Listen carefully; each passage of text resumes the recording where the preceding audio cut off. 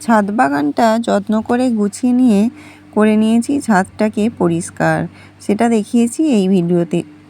আর দেখিয়েছি আমি এই বর্ষায় কিভাবে কিচেন ওয়েস্টগুলোকে ব্যবহার করছি। তো চলুন ভিডিওটি সম্পূর্ণ দেখে নেওয়া যাক। নমস্কার বন্ধুরা, আমি বর্ণালী আর আপনারা দেখছেন সবুজ ভালোবাসা। তো আগের ভিডিওতেও দেখিয়েছিলাম সামনের অংশটা বেশ অগোছালো হয়ে রয়েছে। আর এখনও দেখে বুঝতেই পাচ্ছেন যে সামনের অংশটা অনেকটাই অগোছালো হয়ে রয়েছে। আর এই কাজটা আমি আজকেই কমপ্লিট করে নিয়েছি, মানে পুরো পরিষ্কার করে গুছিয়ে নিয়েছি, নিয়ে আর সুন্দর করে ছাদটাকেও পরিষ্কার করে নিয়েছি। তো আজকে টেলার্সটা বন্ধ রেখেছিলাম এই কাজটা পুরো কমপ্লিট করব বলে, আর তাই পুরো কাজটা আমি একভাবে কমপ্লিট করে নিতে পেরেছি। তো দেখুন পদ্ম গাছগুলোতে কুঁড়িগুলো কত বড় বড় হয়ে গেছে, কি সুন্দর লাগছে দেখুন, বেশ বড় বড় হয়ে গেছে আর দারুণ লাগছে। অনেকগুলো কুঁড়ি একসঙ্গে হয়েছে, 5টা কুঁড়ি এখন রয়েছে। তো গাছগুলো এত সুন্দর লাগছে, এখানটা এলেই যেন প্রাণ জুড়িয়ে যাচ্ছে। আর এই যে দেখুন ছোট ছোট কুঁড়িগুলোও বড় হচ্ছে, আর দুটো কুঁড়ি খুব সুন্দরভাবে বড় হয়েছে। মনে হচ্ছে 2-1 দিনের মধ্যেই এই ফুল দুটো ফুটবে। আর এই দিকটা দেখুন, এই যে পাতাবাহার গাছগুলো আমি এই রকমভাবে রেখেছি।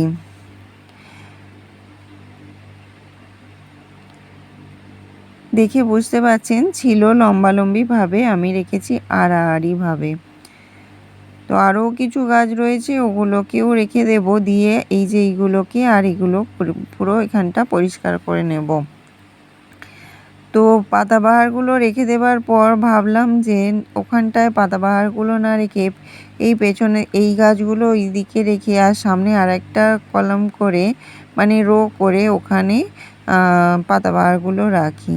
তাই সেরকম মতন করেই আবারও করতে শুরু করে দিয়েছিলাম। আর এখন দেখে নিই চলুন যে আমি কিচেন ওয়েস্টগুলোকে কিভাবে এই বর্ষাতে ব্যবহার করছি। আর আমি এইটা বেশ কিছুদিন থেকেই করছি। আর এখানে দেখুন প্রচুর পরিমাণে কিন্তু কিচেন ওয়েস্ট রয়েছে। সঙ্গে দেখতে পেলেন ব্যবহার করা চা পাতাটাও রয়েছে, চা গুঁড়োটা। আর এটা হচ্ছে আমাদের ফুজুসোনা, মানে আমার যে খরগোশটা রয়েছে, সে খাওয়ার পর যে কলমি শাকটুকু অবশিষ্ট পড়ে থাকে সেইটা। তো আমি সেইগুলোকে একটা প্যাকেটের মধ্যে ভরে নিয়েছি, নিয়ে দেখুন ছাদে নিয়ে চলে এসেছিলাম আর দিয়ে নিয়েছি একটা গাছের গোড়ায়। তো বেশ কিছুদিন থেকে যখন থেকে আমি গাছ মানে ছাদ বাগানটাকে গোছানো শুরু করেছি, তখন থেকেই কিন্তু আমি এরকমভাবেই গাছেদের খাবার দিয়ে যাচ্ছি। আপনাদেরকে আমি বলেছিলাম যে এখন বৃষ্টি হচ্ছে, গাছে জল দিতে হচ্ছে না, আর আমি ছাদ বাগানটাকেই গোছাচ্ছি। তো তবুও আমি কিছু কিছু ছাদেতে মানে গাছেদের খাবার দিচ্ছি। কিভাবে দিচ্ছি সেটা পরের ভিডিওতে বলবো। তো এইভাবে আমি গাছেদেরকে খাবার দিচ্ছি। কোনো কোনো গাছে ডাইরেক্ট দিয়ে দিচ্ছি মাটিতে, আর কোনো কোনো গাছে দিচ্ছি বোতল কেটে বোতলে দিয়ে, আবার কোনো কোনো গাছে দিচ্ছি এরকম প্যাকেটে করে। তো এবার দেখে নিই চলুন ছাদ বাগানটাকে আমি কীরকমভাবে পরিষ্কার করে নিয়েছি আর গুছিয়ে নিয়েছি। তো এক ধার থেকেই দেখাচ্ছি, এইখানে ছিল এই পাতাবাহার বাগানটা, তো এইটা চলে গেছে এখানে, দেখুন কত সুন্দর লাগছে। তো এখানে পাতাবাহার মানে গাছগুলো সমস্ত রেখেছি, আর পুরো ছাদটা দেখুন আমি কিন্তু খুব সুন্দর করে পরিষ্কার করে নিয়েছি। আর এই কাজটা করতে কিন্তু আমার বেশ পরিশ্রম হয়েছে, আর অনেকটা সময় লেগেছে, প্রচুর সময় লেগেছে, আর পরিশ্রমটাও কিন্তু বেশ হয়েছে, মানে অনেকটাই পরিশ্রম করতে হয়েছে। আর এখানে দেখুন গাছগুলোকে আমি কিভাবে রেখেছি। এই যে দেখুন ছোট গ্রো ব্যাগে, বোতলে, টবেতে, মগেতে, সমস্ত জায়গায় কিন্তু এরকমভাবে গাছগুলো রয়েছে। তো আমি ওগুলোকে এরকমভাবে পরপর সাজিয়ে রেখেছি। তো আমার এই নতুনভাবে ছাদ বাগান সাজানোটা কেমন হয়েছে অবশ্যই আপনারা একটু জানাবেন। আর এখানে দেখুন পাতাবাহার গাছও রয়েছে, তার সঙ্গে কুলেকাটা শাকের গামলাটাও রেখেছি, দুটো গামলা। আর এদিকে এইগুলোও রয়েছে। আর পর্তুলাকাগুলো দেখলেন আমি সমস্ত পর্তুলাকাগুলো কেটে একদম ছেঁটে দিয়েছি, দিয়ে আর ওগুলোকে সাইড করে দিয়েছি। আর যা কিছু গার্ডেনের বেরিয়েছে সেগুলো দুটো বস্তায় ভর্তি হয়েছে। তো ওই বস্তা দুটো আমি কিন্তু একদম পিছনের দিকে রেখে দিয়েছি, মানে ওই যে জবা গাছের পেছন দিকে, সমস্ত বড় গাছগুলো যেদিকে রয়েছে ওই দিকে, ওই যেখানে আমাদের মায়ের ঘরের এসিটা রয়েছে, তো ওই এসির সামনেটা করে রেখে দিয়েছি। আর এখানে দেখুন আমার জেট প্ল্যান্টটাও কিন্তু খুব সুন্দর হয়েছে।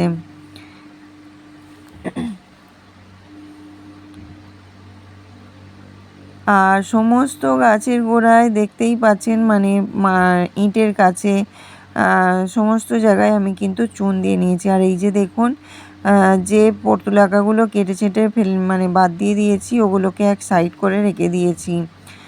তো ওগুলো এখন ওখানেই রেখে দেবো, ওগুলো আর বার করব না, একদম আবার পরের বছর ওখান থেকে বার করব। হয়তো যখন ছাদ ফাদ পরিষ্কার করব তখন সরিয়ে পরিষ্কার করব, কিন্তু এখন আর ওই গাছগুলো সেরকমভাবে কিছু মানে ফুল নেবার আশা করব না। আর এখানে দেখুন এরকমভাবে রেখেছি এই গাছগুলো।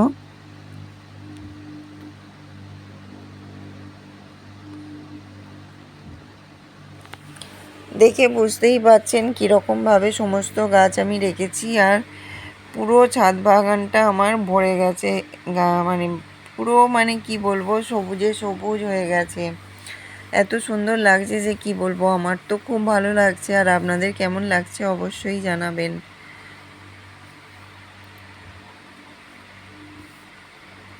এইদিকে দেখুন বেগুন গাছগুলো, লঙ্কা গাছগুলো এইখানটায় রয়েছে। আর বৃষ্টির জল পাচ্ছে বলে গাছগুলো যেন আরও সুন্দর হয়ে উঠছে। প্রতিদিন যেন গাছগুলো নিজেরা নিজেদের মতন ছন্দে বেড়ে উঠছে। দেখুন সমস্ত গাছকে আমি কিন্তু ইট দিয়ে আর কাঠ বিছিয়ে উঁচু করে তারপরেই রেখেছি। আর চুনটা কিন্তু আমি বেশ ভালোভাবেই ব্যবহার করেছি। এবার অনেকগুলো টবের উপরে দেওয়া হয়নি, মানে এই পাত্রগুলোর ওপরে দেওয়া হয়নি, তো মানে গাছের গোড়ায় দেওয়া হয়নি, তো ওগুলোও দিয়ে নেব আমি পরেতে। আজকে মেন আমি পুরো ছাদটাকে গুছিয়ে নিয়ে পরিষ্কার করার উদ্দেশ্যে ছিলাম, তো চুনটা নিচে দিয়েছি, কিন্তু টবের ওপরের দিকে চুনগুলো দেওয়া হয়নি, তো ওটা আমি পরে দিয়ে নেব। আর এদিকে দেখুন কি সুন্দর রজনীগন্ধাগুলোও খুলছে। আর বৃষ্টির জল পেয়ে দেখুন এই গাছটা, স্থলপদ্ম গাছটা কি সুন্দর বৃদ্ধি পেয়েছে। আপনাদের কিন্তু এই স্থলপদ্ম গাছটার আপডেট আমি একদম প্রথম থেকেই মানে দিয়ে যাচ্ছি। যখন ওই গ্যারেটটায় বসিয়েছিলাম কত ছোট্ট মতন ছিল, আর এখন দেখতেই পেলেন কত বড় হয়ে গেছে।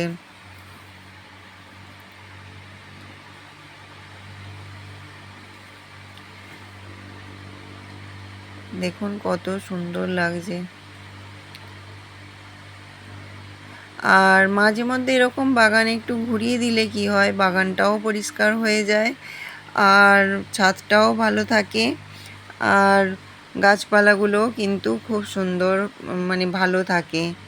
এরকম মাঝে মধ্যে অবশ্যই করা উচিত, তাহলে সমস্ত কিছুটাই ঠিকঠাক থাকবে।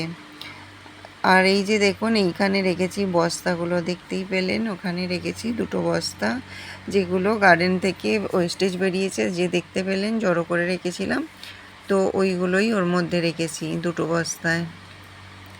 আর এখানে কিন্তু আমি যদি এখন সমস্ত টবগুলোকে দেখাই, দেখতেই পাবেন সমস্ত গাছের গোড়ায় কিন্তু এরকমভাবে প্যাকেট বেঁধে কিচেন ওয়েস্টগুলো দেওয়া আছে, বা কোনো কোনো জায়গায় বোতল কেটে সেই বোতলের মধ্যে করে দেওয়া আছে, জলের বোতল বা তেলের বোতল। আবার কোনো কোনো জায়গায় কোনো কোনো টবেতে বা ক্যারেটেতে আমি ডাইরেক্ট মাটিতে দিয়ে নিয়েছি কিচেন ওয়েস্টগুলো।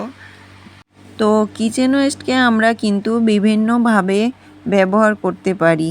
আর এই বর্ষাকালে কিচেন ওয়েস্ট মানে রাখা, মানে যারা রাখেন তারা নিশ্চয়ই জানেন কতটা কষ্টকর। তো আমিও কিচেন ওয়েস্ট এই বর্ষায় রাখি এবং বেশ ভালো শীতের সময় মাটি তৈরি হয়ে থাকে বা একটা ভালো খাবার তৈরি হয়ে থাকে। তো আমি ওই মাটি দিয়েই কিন্তু মাটির সঙ্গে মাটি মিশিয়ে, মানে ওই খাবারটা মিশিয়ে, কিচেন ওয়েস্টটা মিশিয়ে মাটি তৈরি করে শীতের গাছ বসাই। তো কি জানি এবছর শীতের গাছ কতটা কি করতে পারবো, কারণ 2 বছর পর পর শীতের গাছ বসানোর পরেই আমি অসুস্থ হয়ে পড়েছিলাম। আর গাছেদের কোনো রকম যত্ন করতে পারিনি, ওরা নিজেরাই বড় হয়েছে, ফুল দিয়েছে। একটু একটু জল হয়তো বাড়ির লোক কোনো সময় দিয়ে দিয়েছিল, কিন্তু আমি গাছেদের ওই যা বসিয়ে দিয়েছিলাম তারপর আর মানে পরপর 2 বছর ওরকমই হয়েছে, আমি যত্ন করতে পারিনি। তো এবছর দেখা যাক, ভাবছি কি জানি করব, একবার ভাবছি করব, একবার ভাবছি করব না।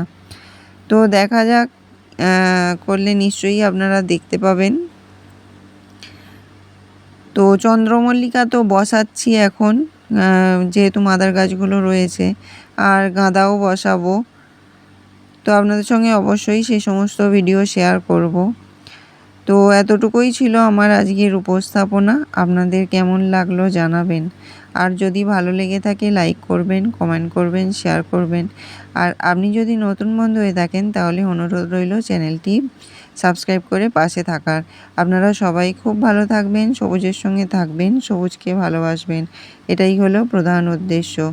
তো আজ এই পর্যন্তই, কথা হবে আবার পরবর্তী ভিডিওতে। আর ততক্ষণের জন্য টাটা।